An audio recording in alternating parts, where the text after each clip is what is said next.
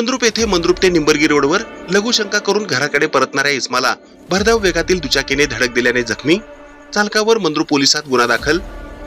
मंद्रुप येथे मंद्रुप ते निंबर्गी रोडवर लघुशंका करून घराकडे परत येत असताना भरधाव वेगातील दुचाकीने एकास बुडवले।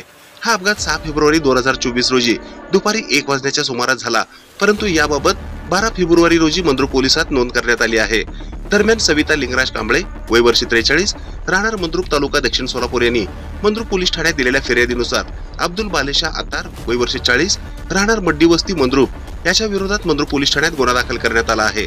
याबाबत मंद्रुप पोलिसांनी दिलेली अधिक माहिती अशी की मंद्रुप ते निंबर्गी रोडवर फिर्यादीचे घर आहे।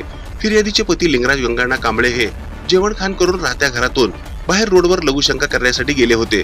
ते लघुशंका करून परत घराकडे येत असताना मंद्रुप ते निंबर्गी जाणाऱ्या रोडवर मोटरसायकल चालकाने त्याची दुचाकी त्याचा क्रमांक MS13 AD 7466 या दुचाकीने फिर्यादीच्या पतीस जोराची धडक दिली।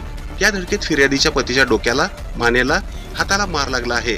या घटनेनंतर लिंगराज यांना उपचारासाठी सोलापुरातील सिव्हिल रुग्णालयात दाखल करण्यात आले। डॉक्टरांनी उपचारानंतर लिंगराज यांना घरी सोडले। या प्रकरणाची नोंद मंद्रुप पोलीस ठाण्यात झाली असून पुढील तपास ASI बिराजदार हे करीत असल्याची माहिती बुधवारी पत्रकारांना देण्यात आली आहे। ही बातमी संकलित केली आहे संपादक गुरु गायकवाड यांनी। ताज्या घडामोडी पाहण्यासाठी आजच महाराष्ट्र सुखदेव न्यूज या YouTube चॅनलला लाईक आणि सबस्क्राईब करा। ताज्या घडामोडी पाहण्यासाठी आजच महाराष्ट्र सुखदेव न्यूज या YouTube चॅनलला लाईक आणि सबस्क्राईब करा।